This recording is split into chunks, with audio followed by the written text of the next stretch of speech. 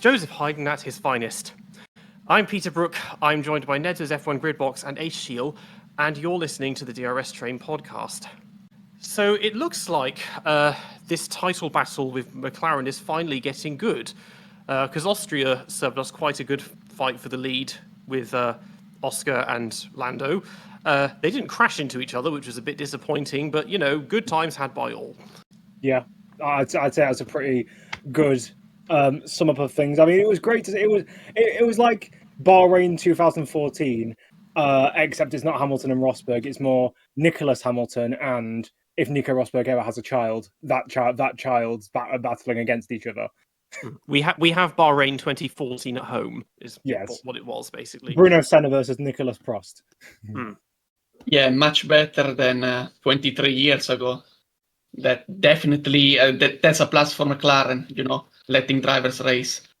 Oh yes, yeah. This is the good thing. At least there's no team orders with them for obvious reasons, because that would just be favoritism towards one driver or the other. Aside from, I suppose, the way the pit stops went, it was basically a fair game. But yeah, I suppose this weekend McLaren, they were just again back to being in a league of their own. Lando got a very impressive pole by half a second or something. Oscar got the job on the first lap done to pass Leclerc, and then all race he was obviously faster than him, but for whatever reason just couldn't get past at a circuit where overtaking probably could not be easier with 3 consecutive DRS zones. Just still couldn't quite get it done. I don't think Piastri was faster. He was faster on the medium tires. That yes, but on the hard tires, he never made up the time he should have. If he went on an offset strategy because he wanted the delta, even being further behind Lando than possible, he got the delta and barely closed in on Lando. They pitted, they were 3.5 seconds apart.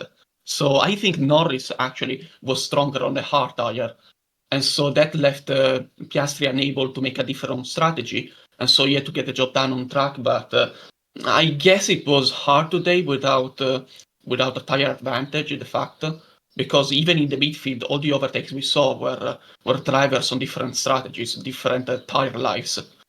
I think part of the problem is, yes, there's 3 consecutive DRS zones, but in between those 3 consecutive DRS zones is quite a few fast corners that will basically kill, like dirty area, will just kill your momentum, where you can lose like half a second, and you go from being 4 tenths behind at the end of the 3 DRS straights to 9 tenths behind, and then suddenly you've got to close that gap again. And along with overheating, both the tyres and the car, you're at a point where you can't, unless you go make the overtake first time round on someone, you aren't going to be able to get an advantage over them. Yeah, I mean, on his first attempt to pass him, they went back and forth a bit, and it ended up, I got confused because I thought Oscar had done the move, and they're like, oh, Lando's back ahead. I was thinking, does Lando have DRS? But then he'd obviously played DRS chicken with him just before turn 3 or whatever. And then the second time, he almost crashed into him and then made a lunge at turn 7 or whichever one it is, because that was the lap when they were going to pit them. And he thought, well, if I'm in front, I get priority. So then on, he was disadvantaged because it meant that there was no way to undercut, because Lando was always going to get to pit first. Piastri's pit stops were a little bit slower, so that did cost him time because he ended up about 6 seconds behind Lando when they were both on the hards. He was gaining on him, and then had that interrupted near the end by blue flags, mostly in traffic.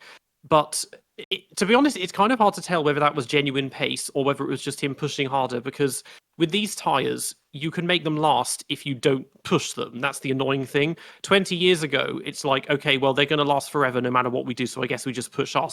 And if I'm catching him, I must just be faster than him. But I'd also thought, either way, you're going to finish first or second, and if you want to try and outmaneuver him, you might want to try pitting.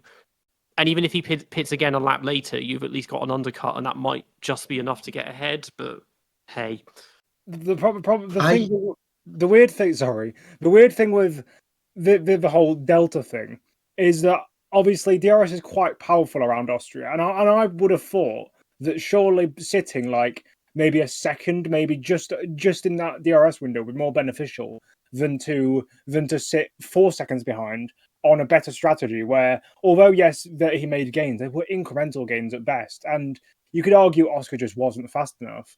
But I know that personally, I'd want to be within someone's DRS range and just sitting there behind. I know you'd get dirtier, and I know you probably overheat your car a little bit, but I personally want that DRS gap, so then you have an opportunity if he makes a mistake or if something happens, rather than being 4 seconds behind and gaining incrementally. Where if you're going to get past him anyway, you've still got to get into his DRS and still overtake him.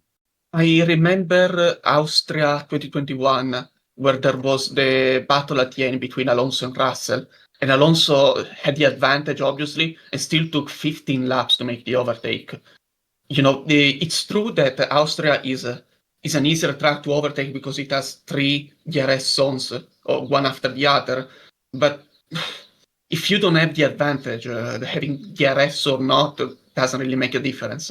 Okay, you need to have an advantage, either a faster car or newer tires. Otherwise, on same strategy, it will always be difficult to make the overtake. The same happens in Australia, where we have 4 DRS zones very close to each other.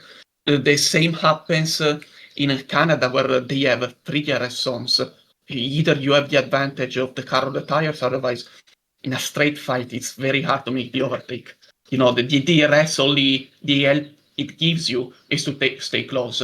But if you don't have the edge to close off the overtake, you're just never gonna make it. In this sense, the DRS is doing a wonderful job because it's not giving the driver behind the advantage he needs to make the overtake. All it does is help him stay close, but then the actual overtake, it's the driver that has to do it in these very close calls between speeds, between deltas. So for Piastri, he never quite nailed the overtake. Same happened behind for Bortoleto on Alonso at the end, and Alonso and Lawson for most of the race, although that's a bit of a different story. Yeah, it's puzzling. It comes and goes every year with this, and we find that, I mean, I didn't watch any of the F2 or F3 this weekend, but with them in general, overtaking tends to happen more often. But you get a lot of DRS trains. It becomes so hard to defend because you have basically about 2/3 of the circuit is DRS zone. So you have to just try and hold on until you get to the twisty section. Yes, but the problem with Formula 2, Formula 3 is, yes, you see more action, more overtakes, but they're not the quality overtakes you really seek. Who remembers the fight Alonso, Massa, Bahrain 2004, or Trulli with, who was it, Sato and Webber, Hockenheim 2004? Those are great battles. The way they position themselves, they change trajectories and all that. But at the end of the day, the drivers that gets overtaken fights so hard and somehow loses the place in defending so hard also to another driver very easily. Massa in his effort to keep Fernando behind then lost place to Ralph. Trulli lost place to both Sato and Webber. This is the same that happens in Formula 2. I watch the Formula 2 race and the Formula 3 race, and I kept seeing drivers going around the outside of turn 4 or doing other stuff like that. Okay, and in their struggles, they got overtaken. I remember Fornaroli in his fight with Martens, and at some point he tried to make the overtake. They both kind of went out, and so the driver behind, I don't remember who he was, Pepe Marti. Pepe Marti just slipped past and tried to make the overtake himself. And then Marti and Martens, in their fight, allowed Fornaroli back past both of them. great action, great fight, but they don't have this edge of being very, very strong on racecraft. At some point they drop the ball.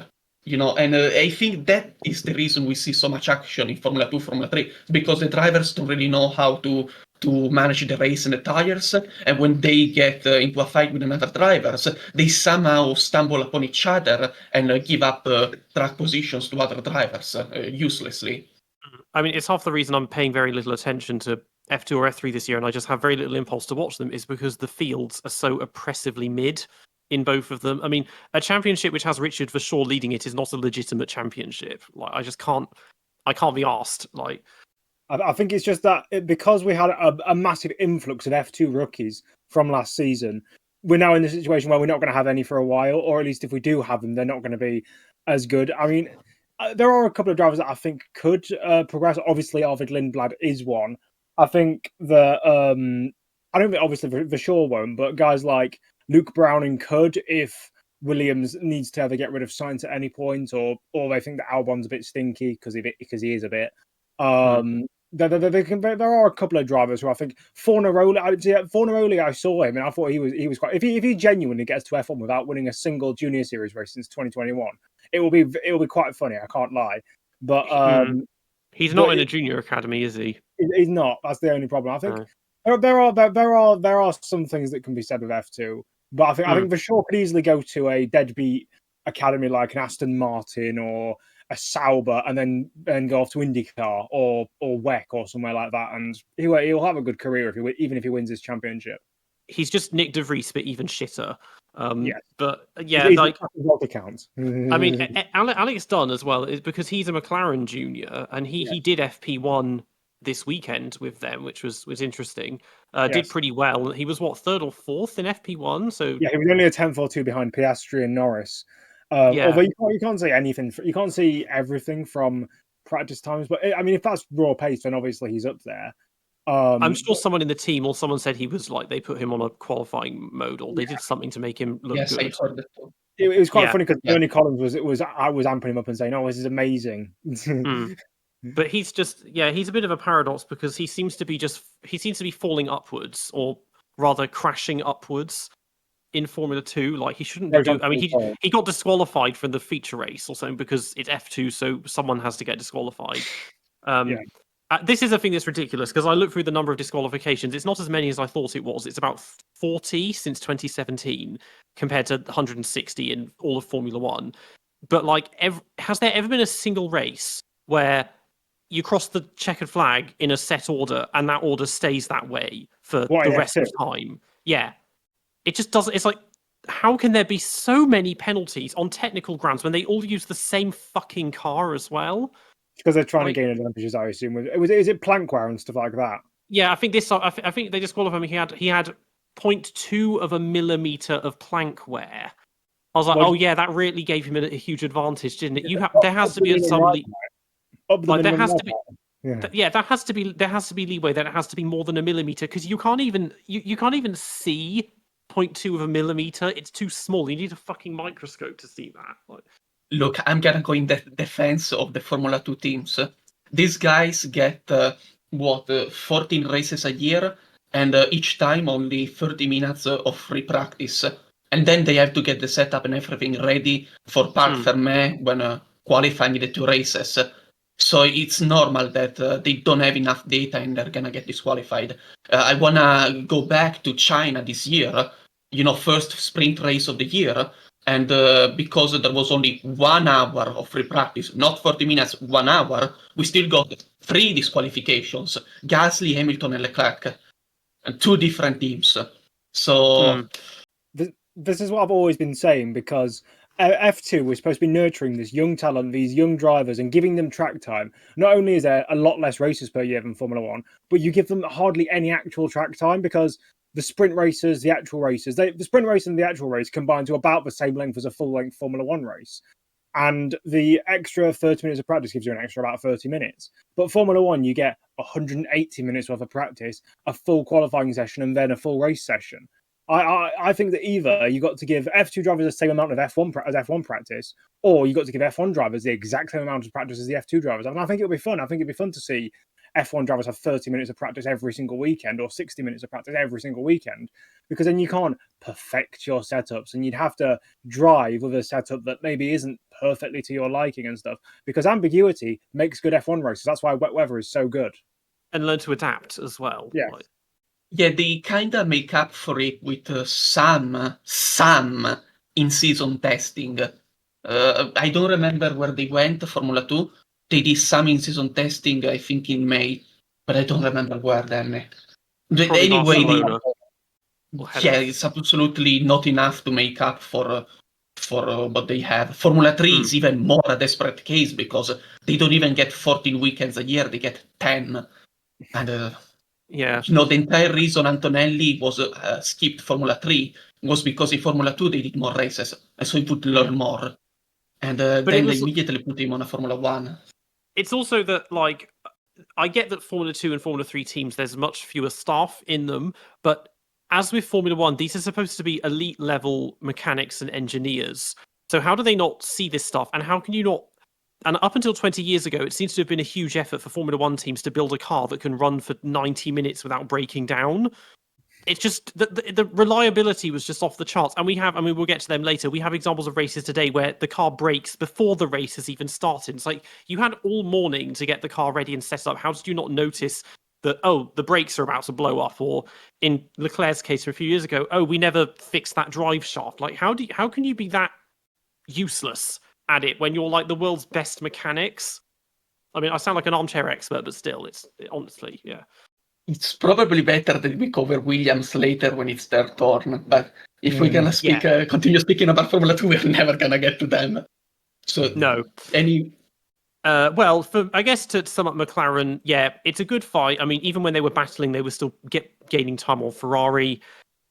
It's closed it up a bit in the sense that they're only 15 points apart, Oscar and Lando. So that's keeping it reasonably close. Constructors is not close. They're 3 points away from having twice as many points as Ferrari. And I'm not even sure if Mercedes did that at their peak to get that ahead so quickly. So this is quite... Ferrari's still second. Yeah, Ferrari is still second. Yes, by 1 point over Mercedes. Yeah. So I'm quite impressed. So I mean, they've won the constructors. So the thing is, they'll say, oh, we don't need you crashing into each other. It's like, so what? Like, you've won the constructors, and it equalizes the playing field, at least in the drivers. So maybe they should crash into each other more. Yeah. There was last Monday. There was the how do you call it? The switch over of the ATP periods. For when they allow the CFD and wind tunnel times to each team, and the switch over happened on the 22nd of June, 23rd of June. And anyway, at that point, Mercedes was ahead of Ferrari and Red Bull. So now Ferrari's back past, but they still get the third place allowance of hours. So that's looking good for Ferrari for next year. And it's good that Mercedes and McLaren, who it's rumored that they have an excellent Mercedes engine for next year, they get the least hours of everybody. Probably very good. Yeah. Next up was Ferrari.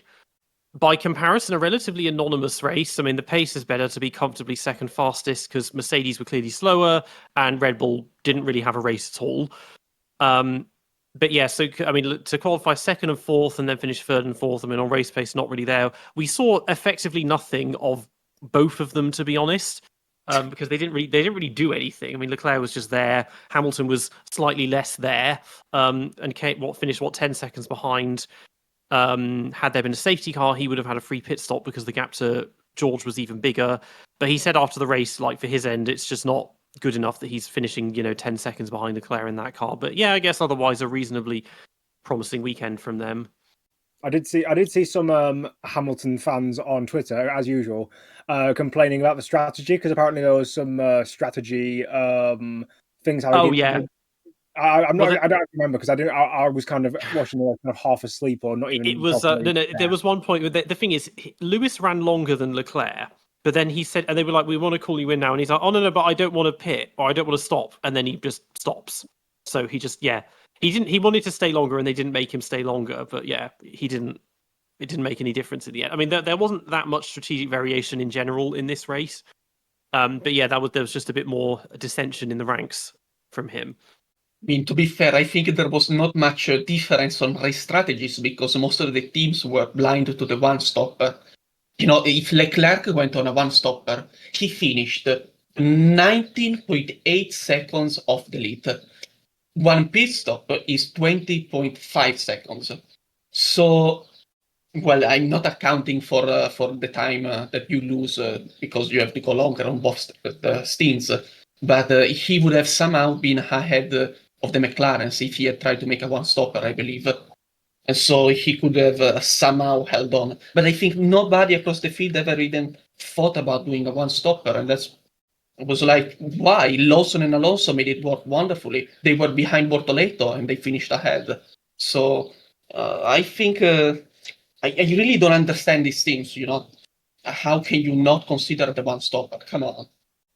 I mean, only a few people did it. Well, wasn't it Alonso and Lawson, I think, were the only ones that did one-stops. Yes, just those two. Yeah, it was just about... There was Hajar getting ahead of myself. He was he pitted in the safety car, so he did a sort of unofficial one-stop. Exactly. But it didn't exactly work out for him. But yeah, this was another two. It was a two. Again, this is the lack of strategic variation thing that everyone. It's like it wasn't a one-stop race, but everyone did the same bloody thing, and for the most part on the same tires. So that just didn't mix it up. Whereas refueling might, throw that in as well, and that'll create some fun. But hey ho. Also make the cars lighter. Also make them more nimble. Yeah, get rid of DRS and all that other crap, and yeah. But I don't know why they haven't gone with the IndyCar push to pass system. So like because I know we had KERS back in the day, but if we had a system where like in IndyCar you get like 250 seconds of push to pass per race, and then you can do that as a strategic thing, so you're not having to DRS chicken. There's no gimmicks about it, and there's no DRS lines, and there's no DRS is too overpowered at this track, but not overpowered enough at this track, and you might make Monaco an actual entertaining race.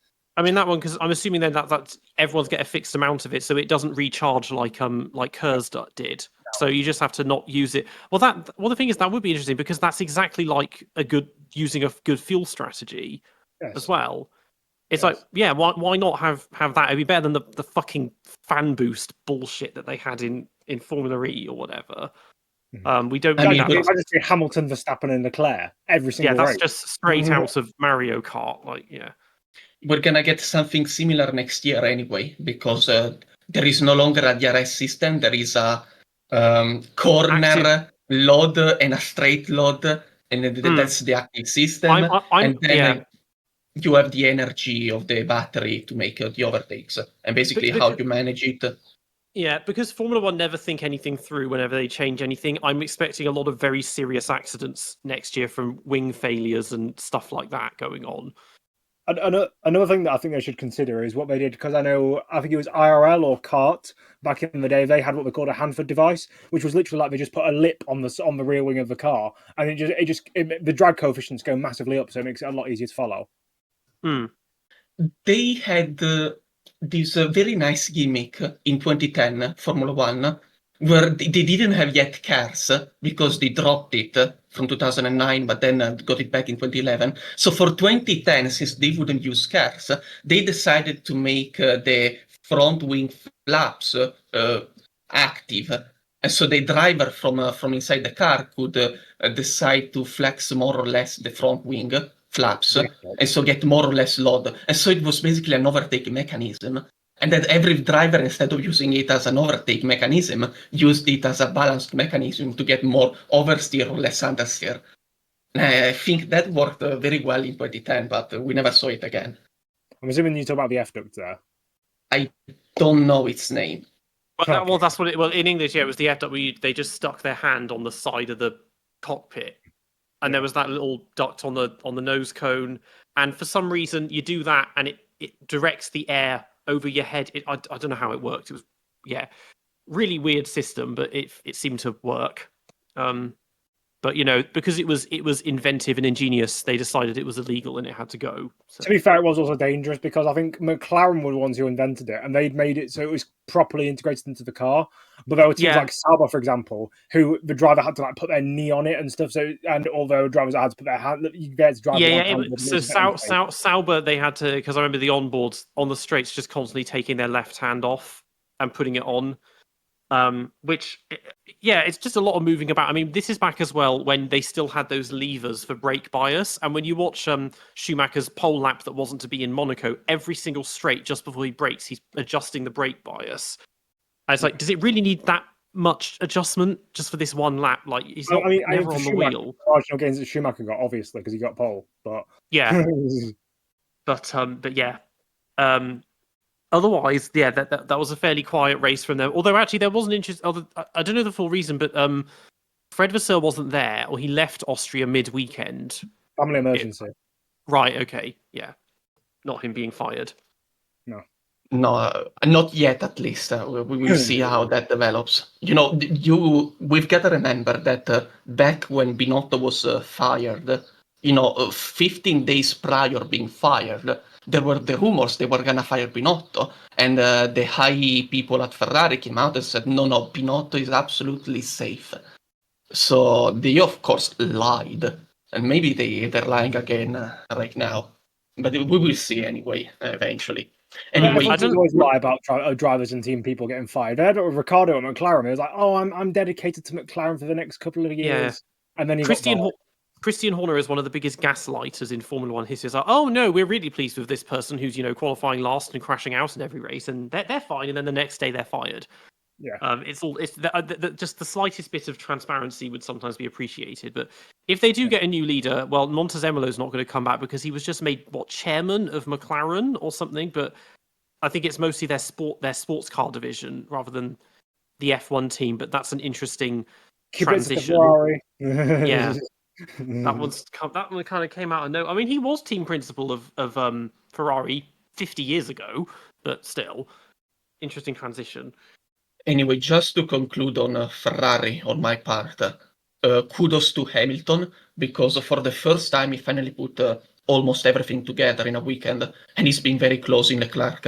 So, I remember there was Canada, where he killed that, I don't remember the name of the animal. He killed an animal, got damage, yes, and he was off the pace. But otherwise, looked close to Leclerc. And then there was Spain, where he might have been close to Leclerc, but he lamented some massive issues. And they came back and the team said, yes, there was this problem on the car. And then there was Monaco, where, of course, Leclerc dominates Monaco. And so, it's the first time we see in result the progress that Hamilton has been making this year. So it's very promising for him.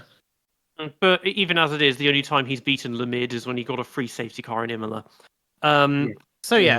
Mercedes, another fairly quiet one. George had a go at Lewis in the first few laps and then fell back, and then it became obvious the pace wasn't there because he finished 30 seconds behind him in the end. We saw again he didn't do much. We saw very little of him.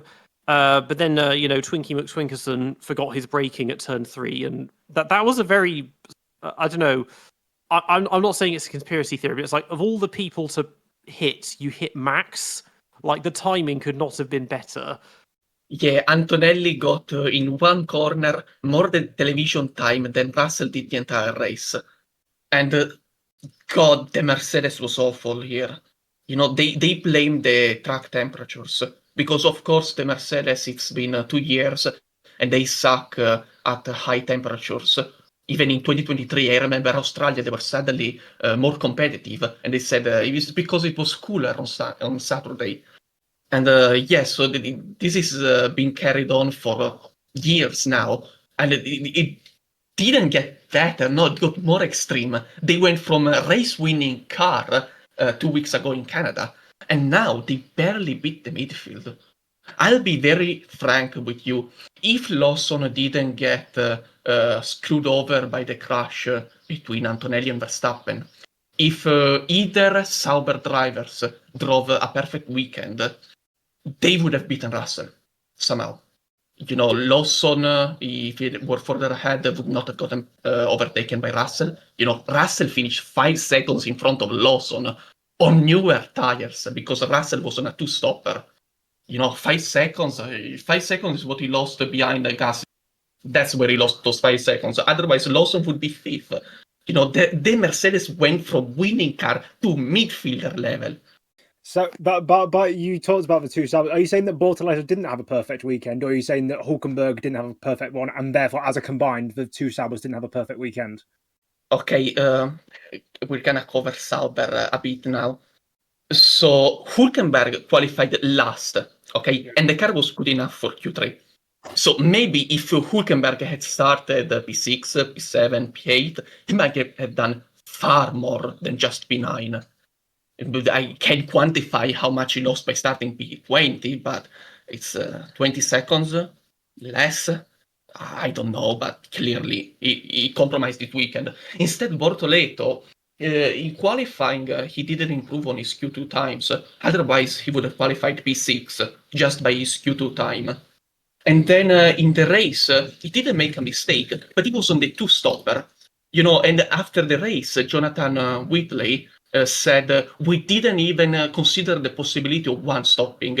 Okay, but Bortoleto was ahead of Lawson and Alonso. If he had done a one-stopper, how far ahead could he have pulled away from Lawson? Because he was 1.5 seconds before he pitted for the first pit. So after another 2/3 of the race, that's already 4.5 seconds. He needs 5 seconds. It's close, but Bortoleto could have done it on a one-stopper. So yeah, I think a perfect weekend by Sauber could have beaten Russell. I think it's on Mercedes because it was a very hot weekend. That didn't help them, and this is a problem they've had in general for years now, is struggling with overheating. It's just that for most of that time, the car was so fast that you barely noticed it. It didn't really affect them. But that seemed to made a difference because it was a lot cooler in Canada than it was in Austria. It reminds me of, do you remember a couple of years ago when Gunter Stano was in charge of Haas? They always had those problems with brake cooling or tyre. It was something like that where in qualifying they'd sometimes do really well. Like I think it was Austria 2019. But then in the races, it just fell back because they couldn't get tyre temperature. Yeah, I mean, that was a fundamental problem with their car, that it wasn't gonna, the tyres didn't work. The year before that, they switched brake suppliers, and then Grosjean started freaking out because he couldn't work with them or whatever. But that was just a fundamental design flaw, because that problem with the 2019 Haas, it showed up at almost every race.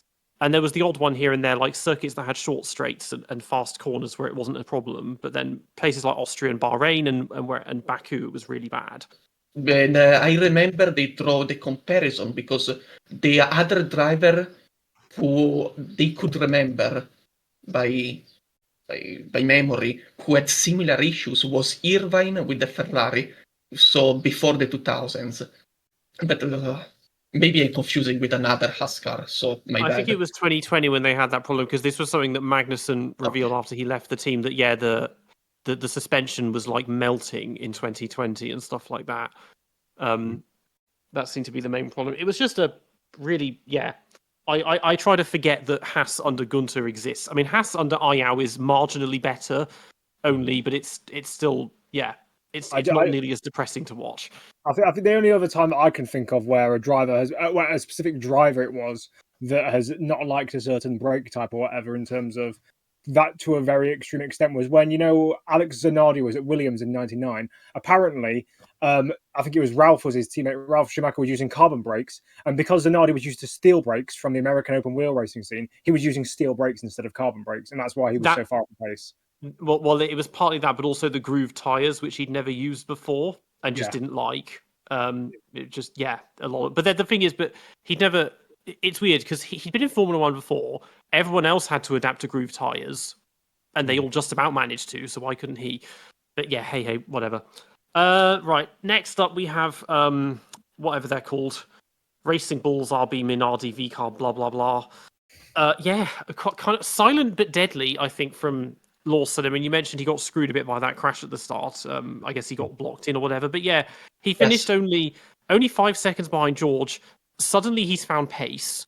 So fair play to him. He's had, and this is his best ever result, definitely better than with Red Bull, and better than the previous 2 years of RB and AlphaTauri. And the other one, what's his name, Hajar, he pitted. You said Lawson was silent but deadly. I think you could say Hajar was just silent. Yeah, Hajar was silent because he pitted during the safety car. I think he was the only one that did. I guess I think, well, we can get a pit stop out of the way. So he did a net one-stop strategy, but it didn't work because he finished 13th, so just didn't go anywhere. But this is the only weekend so far where he's basically been shat on by Lawson. And also, it's an interesting where even if Max hadn't been taken out at the start, you could argue that the B team's car was faster than the A team's car as well. So I read the comments after the race by both the drivers and the team. First of all, about the strategies. Hajar, yes, he was the only one who started on soft and pitted under the safety car. So basically, he did a one-stopper. And he stopped 5 laps before Alonso, which means 4 laps before Lawson. And he was running 3 seconds behind Alonso, and so 5 seconds behind Lawson, when they all made the pit stop, all 3 of them.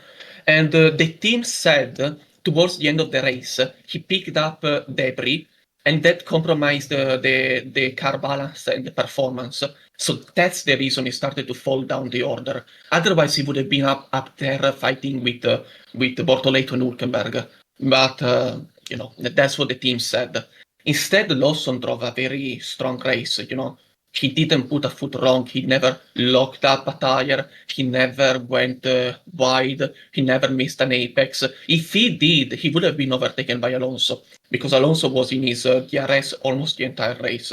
And so if he had made a mistake, he would have been overtaken. He was never overtaken, so he literally drove a perfect race. Even after being compromised at the start, somehow getting away scot-free, but losing, he lost track position to Albon, Gasly, and Bortoleto. So, he still finished P6. Lawson was the best driver of the day. Yeah, so just quite a turnaround for him. I think it's obviously raised his confidence to no end. And because it clearly works well, I mean, admittedly, Hajar's race didn't go the way it should have. You wonder if in a few weeks with Red Bull, now that their car is drifting behind, because this is normally their strongest circuit, and Max qualified relatively badly, and then, we didn't really get to see what we could do in the race. We'll get to one weekend, it's like, Red Bull have brought a raft of upgrades, and it's like new front and rear wings, new floor, new diffuser, new barge boards, new side pods, new engine cover. Basically, the whole car has changed. It's like, maybe we need to make something that can suit both drivers instead of just one, because even when it suited only one of them, it's not fast anymore. Because it's easy to say, let's put Lawson back in the Red Bull, he looks ready, but you'll get the same result again. Because, Tsunoda is just getting worse and worse now every weekend, and it's like, it's just the car not working for anyone except Max, and even then it's touch and go. To be honest, if I was Red Bull, what I do now is I just completely bin off 2025. I don't think I'd do any upgrades, because they're currently, I believe, they're 4th in the constructors, aren't they? Who's 5th and how far behind are they? God, are they really 4th? 5th is Williams, and they must have 50 points. So Albon has 42, Sainz 13, so 55 points Williams. Yeah. Red Bull are over 100 points ahead of Williams. So they're not getting caught. Yeah. So what I do is I'd literally bin off all development work so far this season, focus it all on 2026 in making a car that is suited up for both drivers, because not only does that future-proof you for just in general having 2 competent drivers and being able to actually score points with both cars, but also if Max leaves, which is a very, very big possibility, you're not then screwed when you make any future design, because if you've got a car that's designed for Max and no one's there to drive, and Max isn't there to drive it, you'll just end up with what happened in 1994 with Benetton when Schumacher had his disqualifications and bans, where the other guys aren't doing anything, they're just pottering around. You see, Nedzo, I perfectly agree with you.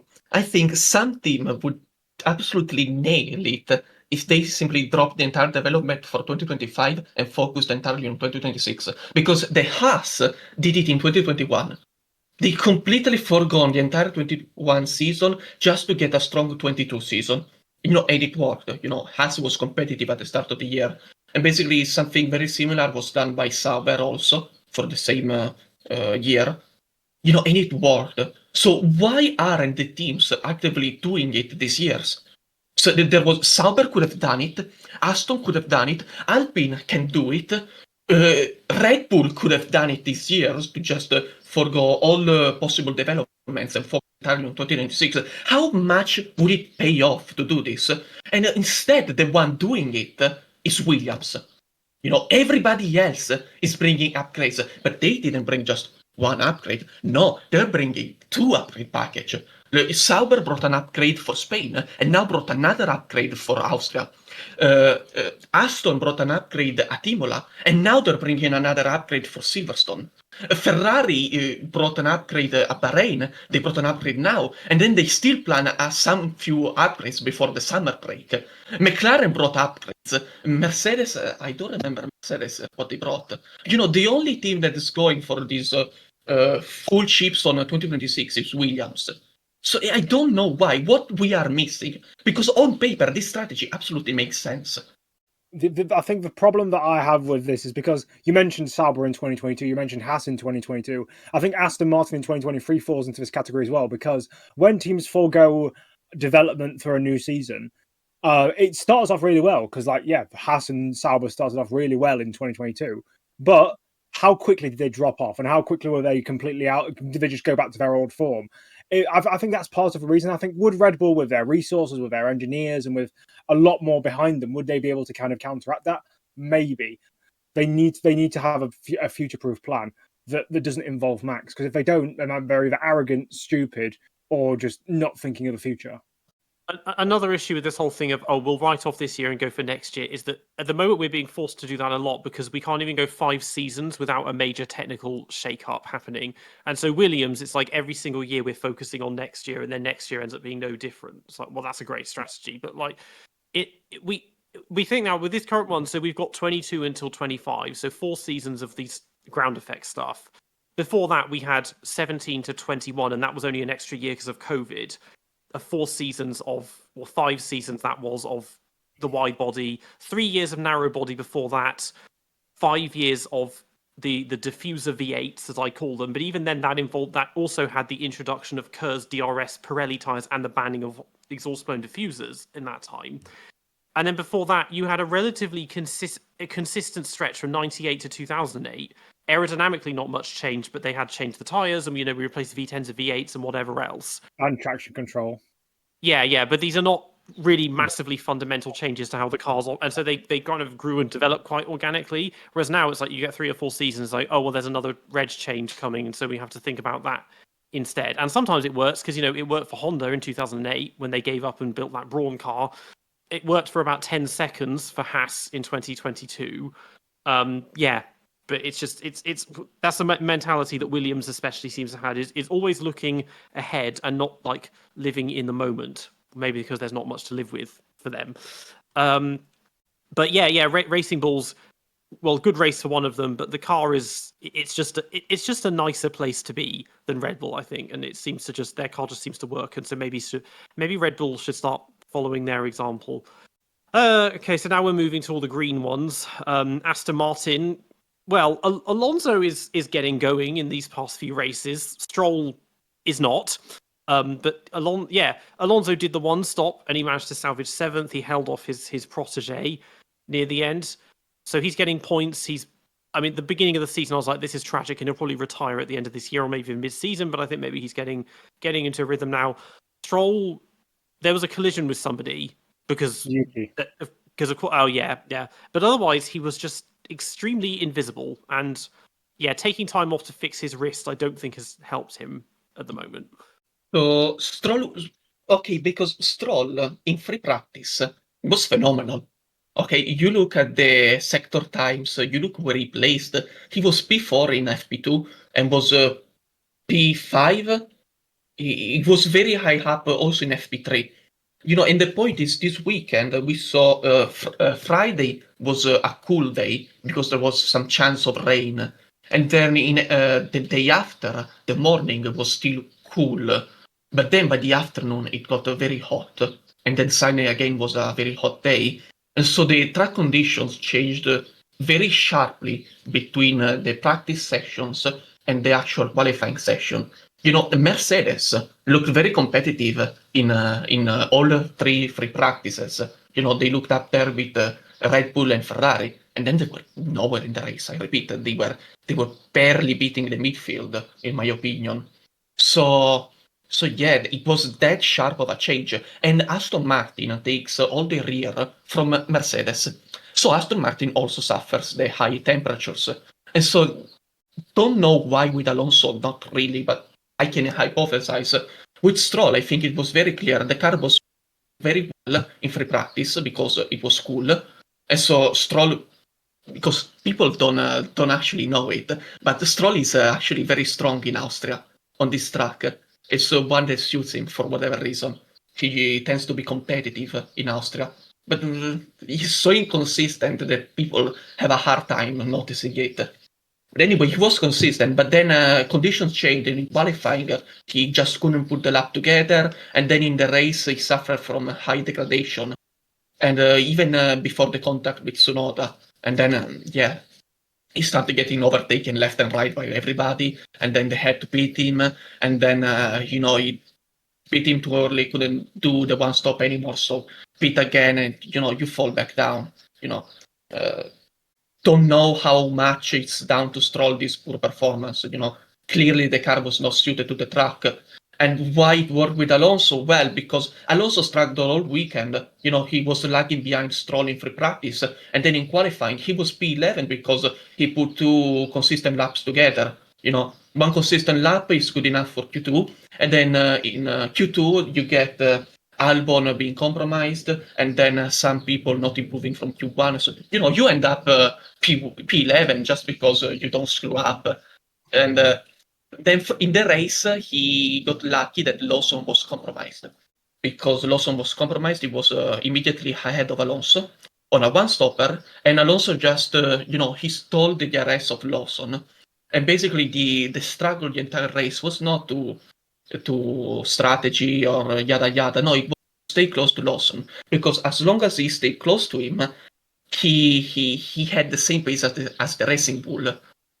And this is a strategy he already did many times before. The first time he did it was Canada 2022, when he qualified on the front row with Alpine. He spent the first stint until the first virtual safety car stealing the DRS of Sainz. And so basically he had the same race pace as the Ferrari with an Alpine.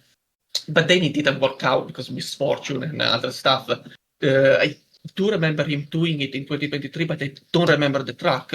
The next time I do remember was Austria last year. He did the same thing. He attempted to do the same thing by stealing the DRS from Ricciardo. And then he went inside of Joe, and the race was screwed over after that. So it didn't work the strategy. And then he tried again last 2 weeks ago in Canada, last race. And he stole the DRS of Hamilton. And so for 10 laps, he had the same pace as the Ferrari. But then he suffered the tires dying, hitting the cliff for the next 5 laps. So a net gain of 0. This was the first race at all I ever saw him doing the DRS boost strategy and actually the strategy paying off. Because for whatever reason, he managed to make the tires last until the very end. Only the last 5 laps did the tires died, and then he somehow stumbled in the blue flags and staying in front of Bortoleto. As much as I would like to say incredible job by so much experience, I kind of believe he lacked in there in the timing of the blue flags. The car, I cannot know how good it was, but one driver kind of put everything together in execution and was paid off with a P7, and the other struggled and it fell down to P14. I don't know how to make of the performance of the car. I mean, technically he went up because he started 16th, but yeah, Stroll. But Alonso, that last lap, as part of his defense against Bortoleto, he almost passed Lando. And so that was an interesting tactic. There was a lot of just blue flag fuckery in this race, I guess. Yes, but that one could have been a bit sketchy. But that's how he. I mean, that's how he played. He's always playing 4D chess while everyone else is playing 2D chess. So about blue flags, we didn't talk about it. There was the comment from Piastri about Alpine. All those years later, they still found a way to screw me over. He said on the team radio. We didn't talk about it. I thought it was a very funny team radio. Yeah, that was the main highlight. That and Hamilton, I don't want to stops. Kind of yes. the main one. I'll put something about Alonso said his ass was 200 degrees or whatever at the start of the race. But yeah, it was a very hot race. So then we have the other green team, Kick Sauber. Where is this coming from? I mean, suddenly they're like as good as they were more than 10 years ago, and I'm getting very hyped now for Audi if they can keep this form because, Hulkenberg went from 20th to 8th, 9th even, and Bortoletto went from wherever to 8th and got his first points. Tried to get Alonso at the end, couldn't quite do it. Maybe without blue flags, he might have been able to get the move done, but otherwise it just didn't happen. But hey ho, it's his first points. Their first double points probably in a very long time, unless it was Qatar last year. They seem to have turned themselves around quite remarkably. The last double points that Sauber obtained was Qatar 2023. And I do believe it was again an 8th place and 9th place by Bottas and Zhou. Anyway, about their race and their current high performance. Yes, the Sauber is extremely good in the midfield. Nowhere near close to the front runners yet. But yeah, they really made a big improvement, and it all started last year with an upgrade that Binotto really wanted, even 3 races from the end, which you'd say, oh, why bring an upgrade just for the last 3 races? Well, you gotta say the strategy of Binotto is working because the team is really improving. They went from a car that couldn't even stay on the road. I remember in China, I remember Bortoletto, and I remember Hülkenberg just spinning and running off into the gravel, just having such a hard time keeping the car on track. And I remember Hülkenberg, he did not even push that race, okay? Bortoletto fell a lap down and still managed to finish ahead of Hülkenberg because Nico had so little confidence in the car, he stopped pushing. Okay, Bortoletto is a rookie, he doesn't stop pushing, just to understand how bad the situation was, and they turn it around with this. I understand, I already said I don't think they were perfect this weekend, and they could have gotten much more if they nailed everything. But Bortoletto on his own part did a very strong weekend, not perfect execution. You could argue he should have been smarter in his fight with Fernando and not give him the DRS into turn 3. Then Fernando, even if he did the switcheroo, Bortoletto would have had the DRS and would have back passed before turn 4. But, he's a rookie. You can forgive this not exceptional high execution. You don't really forgive Nico Hülkenberg for qualifying last with a car good enough for Q3. He made a big mistake, and so he lost half a second. And that's a very big cost given the lap time in Austria and how close the field is. But, Hülkenberg is also very error prone as a driver. Everybody always says how good Nico is, that he delivers races that are good enough of the top runners. And I perfectly agree with that. Hülkenberg is very fast. He's experienced and can do very good, strong races. The very best races from Hülkenberg's career, I don't think have anything to shy away from Verstappen, from the Alonsos, from the Vettels. The point is Hülkenberg is error prone, and nobody will ever admit it that he's error prone. He has such a hard time putting everything together in a weekend.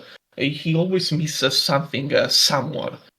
Canada was a perfectly executed weekend by him, but then this was not. And neither was Spain. He was out in Q1 in Spain, and people don't remember that. So, yeah, you really question how much he deserves a top seat, because being this error prone.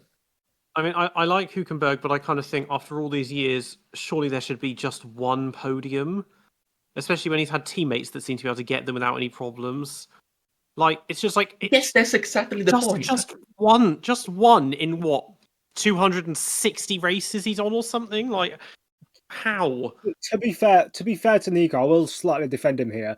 He has had multiple. I know he's had multiple opportunities where he's just made mistakes on his own, but he has had quite a few instances where his teammates have had podiums, or where he could have been on for a podium where he didn't, due to factors outside of his control. Like, for example, there was a Monaco 2016 perfect example. I believe that Perez was on the podium, but he went on a different strategy and couldn't get on the podium there. There was This is one of my unpopular opinions, where I believe that Brazil 2012 was more the backmarker's fault than Hulkenberg's fault for that crash of Hamilton. I Because they must were. disagree. Hmm. I'm not convinced by that. Well, it's just because the backmarkers didn't, get out of the way. They just kind of lingered. Yes, I'm trying to remember the move, the crash. Yes, I do agree with that. But the point is, he was leading and then made a mistake.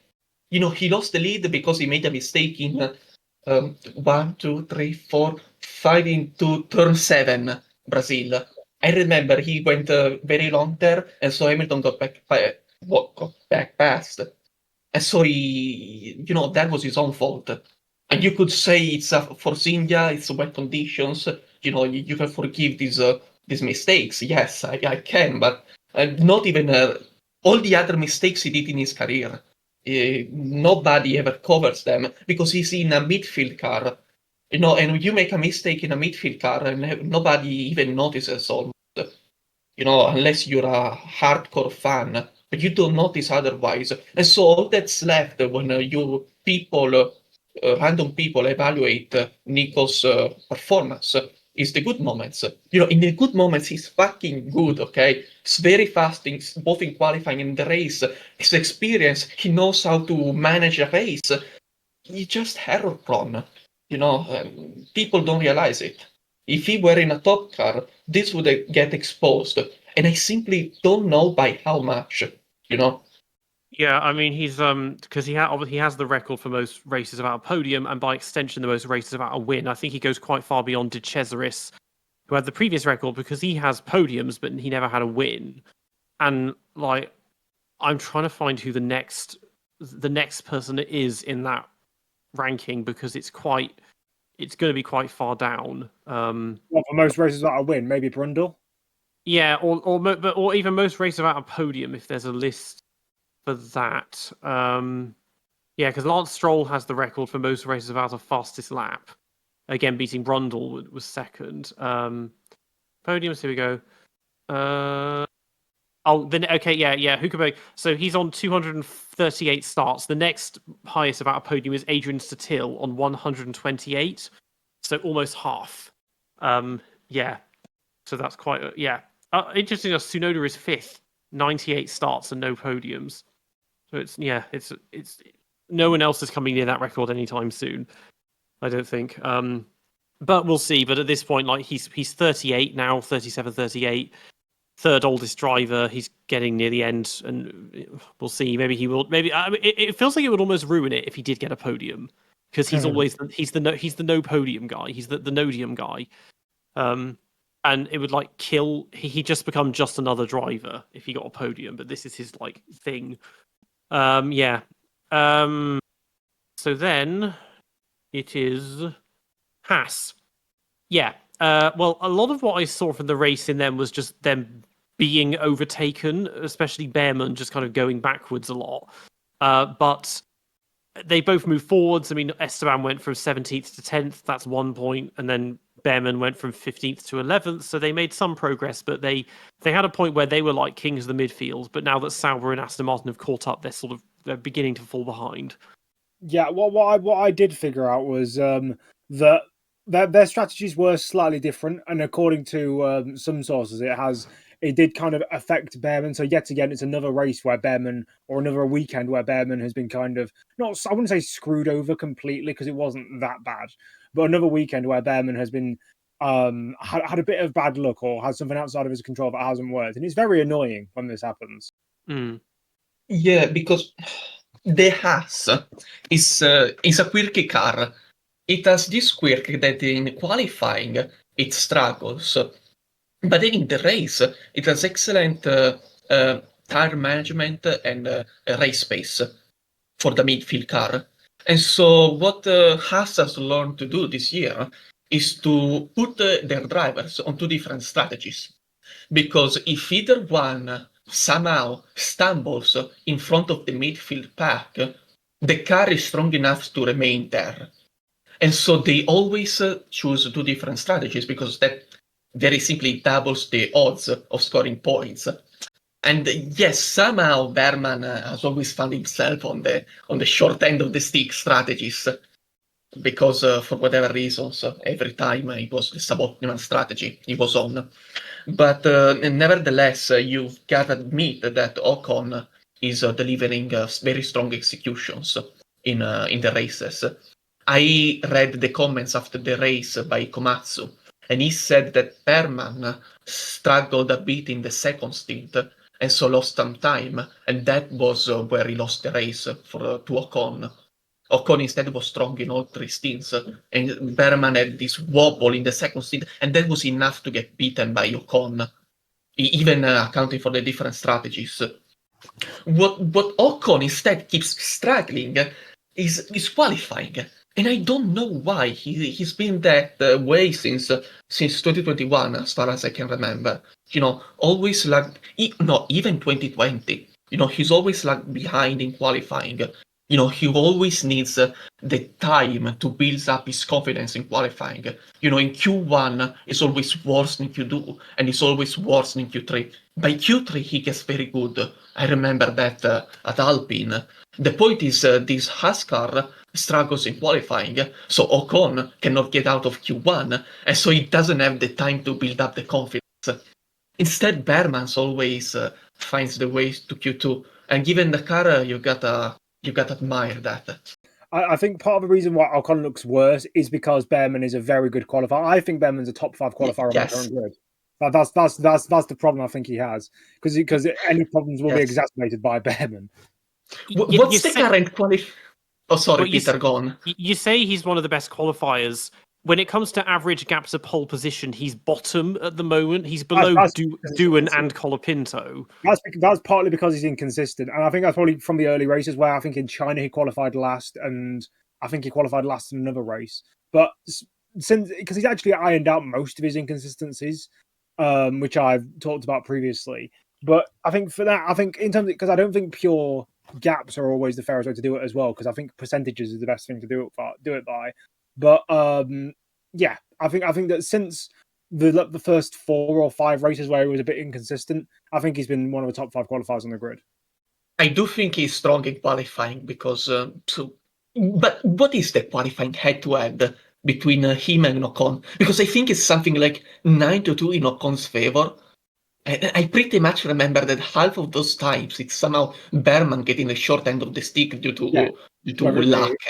Whether it be the red flags in Monaco, whether it be just getting held up, and I think Miami was one where he got held up. Spain, he might have been held up as well. In the qualifying championship, Ocon has 6 points and Behrman has 1. So in other words, Ocon has 6 points because he qualified P7 at Monaco, correct? Yeah, and Behrman got P10 once somewhere, basically. So yeah. Final one on Haas. Komatsu also said that they kind of ruled the decision of pitting Ocon at the lap that they did, because they wanted to extend Ocon, and they extended him, but not by enough to switch to a one-stopper. And so by the time they realized the one-stopper was actually a viable strategy, they had pitted Ocon too early to make it work. And so Ocon was stuck on a two-stopper. Otherwise, he would have been fighting Bortoleto and Hülkenberg for better than P10. Yeah, just kind of average race on their part. But at least the midfield battle at this point is getting nice and close. But it feels a bit depressing to be like, well, the title fight's air, but let's look at the midfield. At least that's all fun. Next up, we have Alpine. So Gasly, again, he was just going backwards the entire race. He was complaining constantly of pure grip, of a lack of grip, and just being passed everywhere. Colapinto had a certified blue flag moment. Now that I'm kind of enjoying this downfall a bit, because they brought back the Flav, they got rid of Oaks, they kicked Doohan out for Colapinto. So yeah, I don't really care if they suffer at this point. So Gasly was extremely fast in qualifying, but that has been the case all year long with the Alpine. They always have been stronger in qualifying than they have been in the race. And I think the only exception was Bahrain, which was very funny because Bahrain was also the testing venue, And so after testing, everybody was saying, the Alpine is very strong. Yeah. It's only strong in Bahrain. Imagine the odds of that. And so, Alpine now instead is the last in the standings. And you've got to admit by now, Alpine is the worst midfield team. Gasly, I think on the lap he spun in Q3, was going near the front row on his lap. That's just how much he was pushing. But it didn't work out. He spun at the end because the car couldn't take that much speed. And then in the race, I don't know. It's just, how can you be so bad on race pace from qualifying? I don't follow the team enough, but this is very concerning. Flavio now is considering changing the driver to a more experienced one, and so dropping Colapinto for someone else. And the race today made an article about that someone else possibly being Bottas. Great.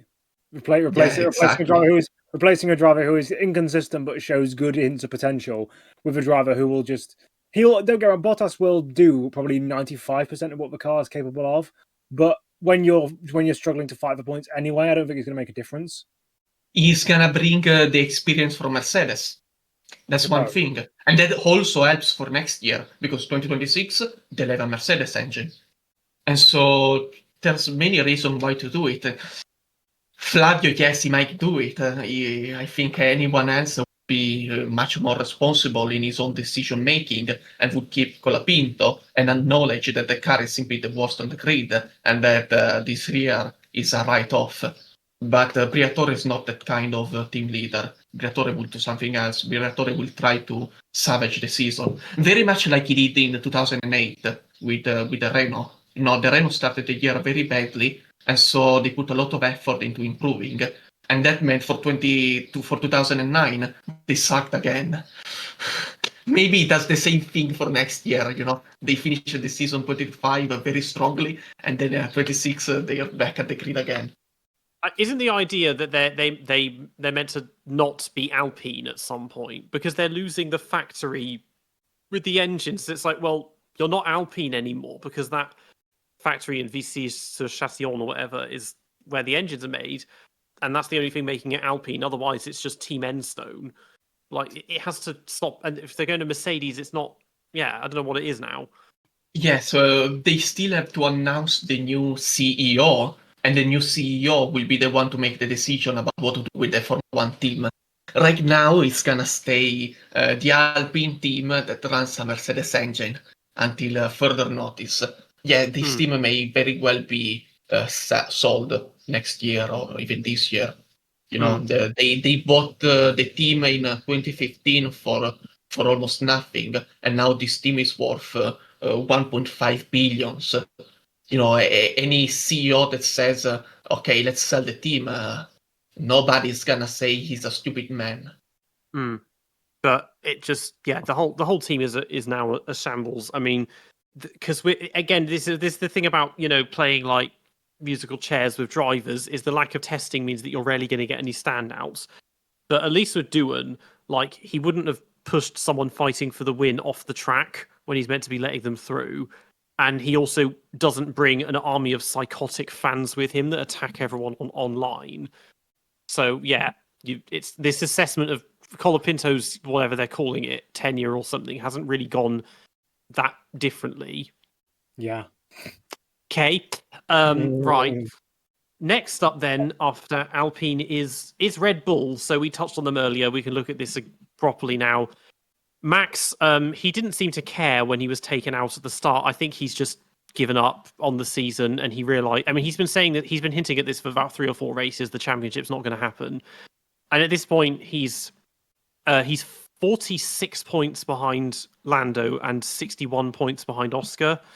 So I think even he knows it's not gonna come back, especially if he's going to have setbacks like this. Which maybe that will sort of, I don't know what that will do. Maybe it will sort of liberate him a bit if he doesn't have to worry about the championship. Or it might just make him drive completely indifferently because he'd rather be at home with his baby and, doing sim racing and blah, blah, blah. He did put out an interesting thing in the week, basically explaining why he didn't go to the premiere for the F1 movie. Was like, I have no interest in putting on a suit and just pretending to chat to strangers about stuff I don't care about, Colapinto as well, Yes.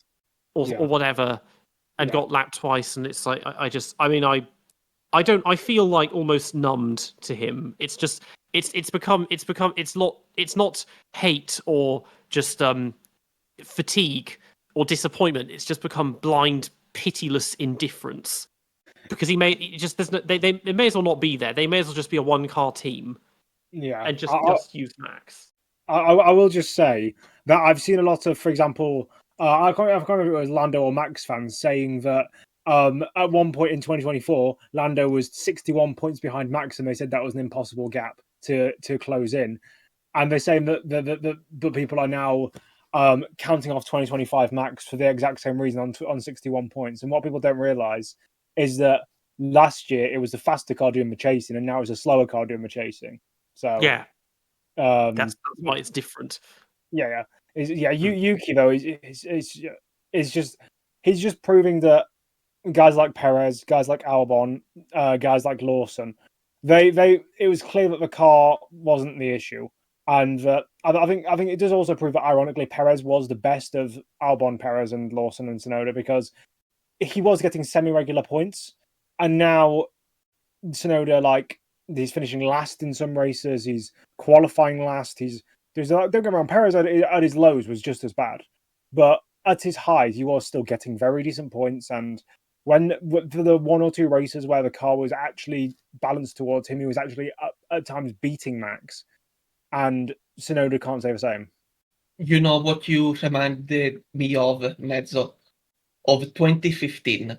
There was, after Singapore, there was this Italian newspaper, and they wrote, look at the gap between Vettel and Hamilton. It's only, I think it was 50 points after Singapore.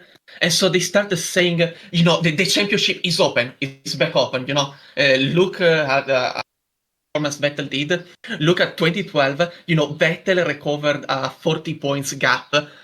There's no reason he cannot do it again. If there is one driver who can do it, it's Vettel, because he has already done it. And so he's in the fight to win the 2015 World Championship. And I got so angry reading that. You have no idea how angry I got. Because how can you be so stupid to not recognize the difference between a point gap for the faster car chasing and the point gap for the slower car chasing? It's such a big difference. How can you fall for it? How can you write something so stupid?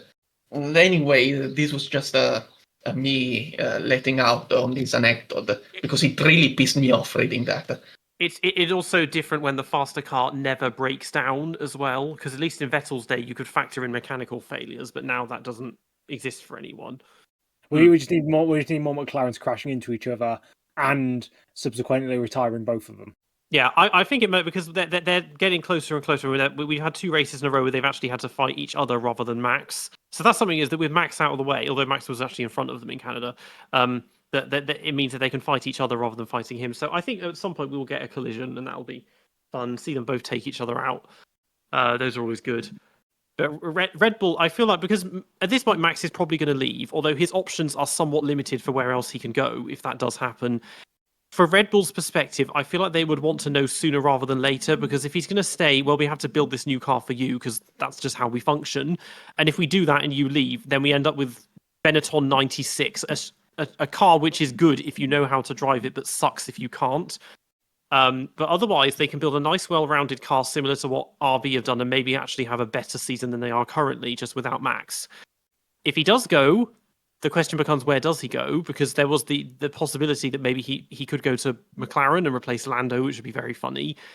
Mercedes, I mean, Toto is a massive snitch, so he might betray both his drivers and completely upturn the team just to get Max in, either alongside a driver he hates, or to get rid of the driver he hates who is now leading the team, and put him against a completely submissive rookie that's just going to do everything he wants and not upset the apple cart at all.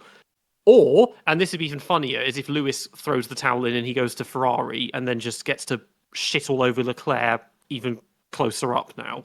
And you haven't even mentioned Aston Martin. Yeah. Okay.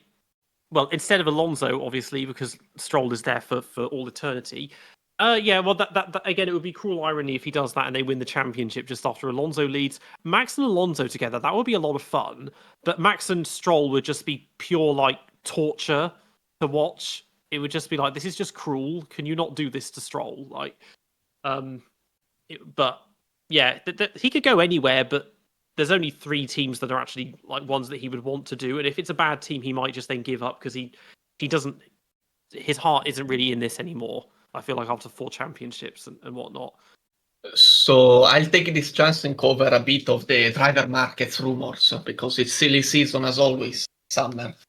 So of course there is the possibility of Mercedes in place of Russell, and Russell came out in the press conference before the weekend saying that of course Mercedes is looking out for Verstappen. Look, I will believe that there is a chance that Russell doesn't stay at Mercedes for 2026. Well, at least 2 drivers that we know are at the tail end of their careers and won't be here in a couple of years' time. We need to see. In all this, though, Leclerc still won't win any championships, even with everyone else getting out of the way. That's one thing that we know for certain. Final team is Williams, and yay, the Williams of old is back. So they didn't qualify particularly well. I mean, Sainz went out in Q1 again. And again, I mentioned this earlier, you had all morning to get his car fixed. Did you not notice, the brakes might catch fire as soon as he goes? And it was just classic F1 that he can't get the car moving. And then just after they delay the start, he gets it moving. And it's like, oh, well, we've delayed it, so now we have to wait for 10 minutes. It's like, well, there's no reason to wait for 10 minutes. Like, we need to give the race director a bit more freedom to like break the rules and use force majeure, because it's like, okay, we'll sit here for 10 minutes and the car's going to sit on the grid getting hot again. It's like, or there's no obstructions, there's no hazard, it's gone. You say, okay, we start in 30 seconds.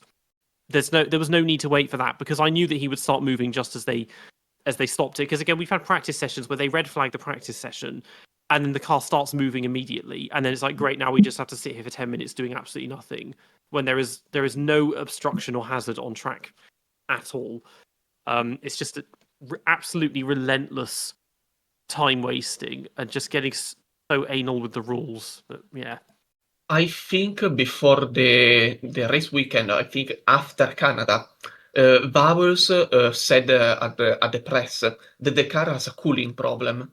And so it's very good, it is efficient, works very well in the corners, but it doesn't cool as much as the other cars. And so now that it's the European summer section of the calendar, and it's higher temperatures than previously, than the first third of the year, now the car is struggling.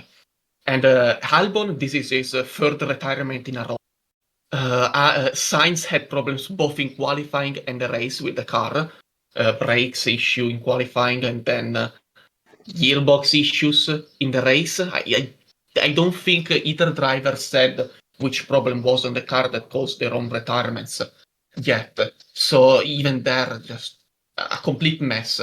I think they had such a big issue on the cooling with the car this weekend that they had to work a lot on the car, make changes, and they lost their way somewhere.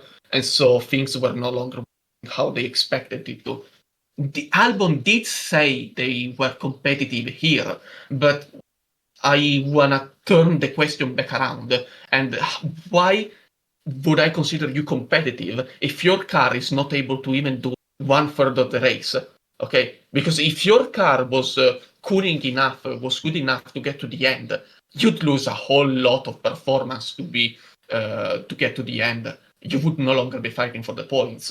So it's kind of useless to say today you were competitive enough to fight for the points. Today you did not have a car nowhere even close to get to the end. So it'd be like going up to, it'd be like a Renault mechanic from 1977 until 1979 going, yeah, well, our car is great, we're super competitive. But it's like, no, you don't, because you're a driver. I think Jean-Pierre Jarier, the guy who drove those early, not Jean-Pierre, Jean-Pierre Jabouille. I think he had 49 total race starts. He finished 3 of them and won 1. So, I mean, I'm surprised that he hadn't given up by that point. I mean, this is the thing with a lot of drivers in the 80s, especially when you could go a whole season without finishing a race. It's like, why are you even bothering? Like To be that would fair, be so. Gabri was an engineer first and a driver second. So Yes, but even so, it's like it would just be so disheartening. And then you get the teams where they never even qualify. It's like your weekend is over by 7 a.m. on Friday morning.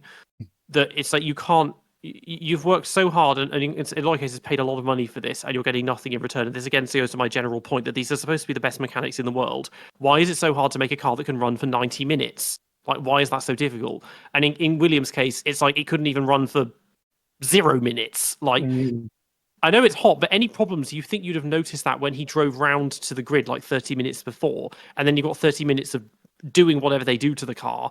How do those problems not pop up in that time? Like, especially if the car it's been in parc fermé overnight. It's not changed at all. It hasn't been tampered with. Like, what's going on? The other option, of course, is that he was simply copying a Sonny Hayes tactic.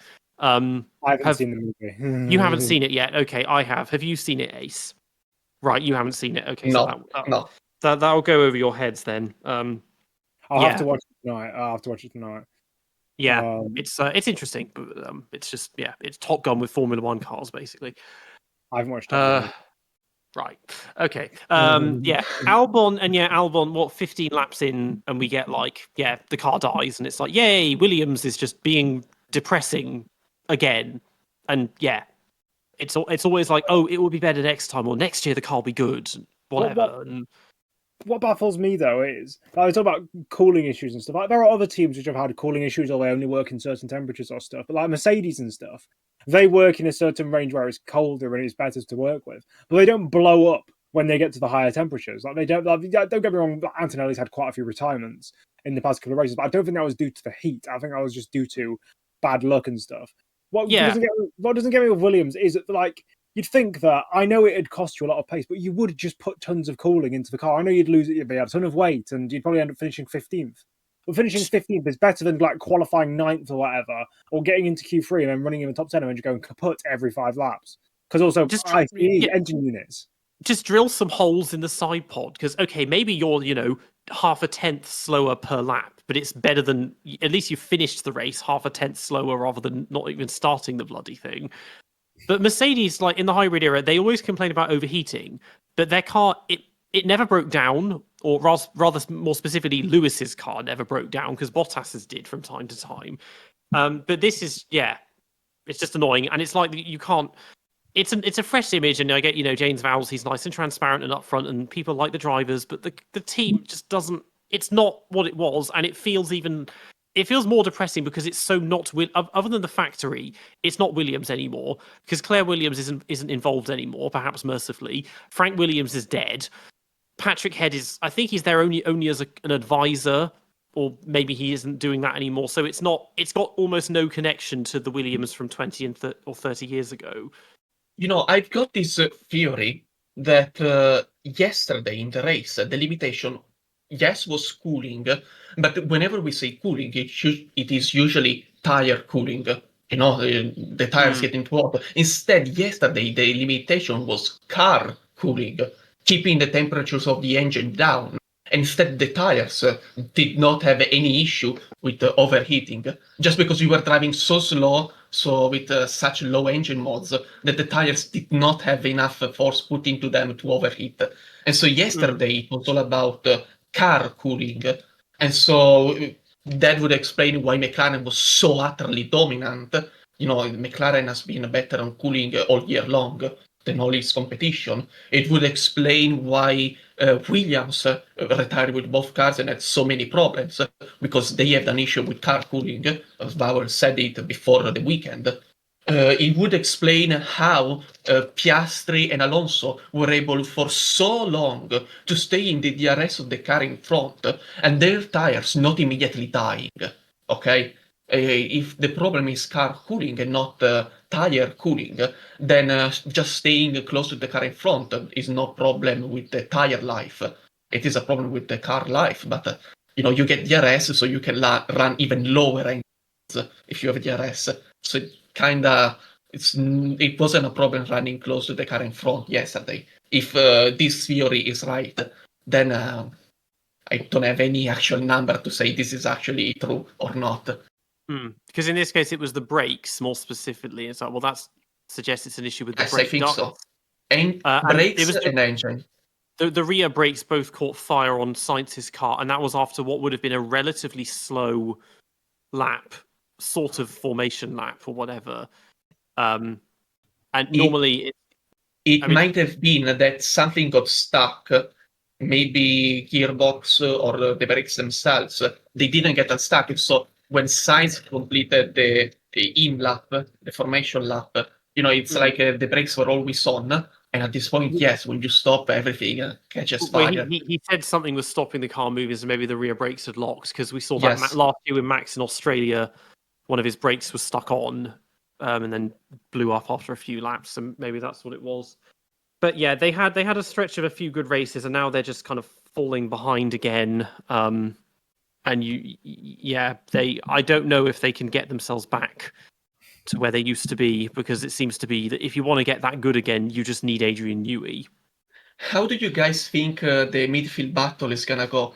Because we don't have yet seen all the upgrades, so the performance of the teams may still change. But right now, Williams is on a horrible run, and they have 55 points.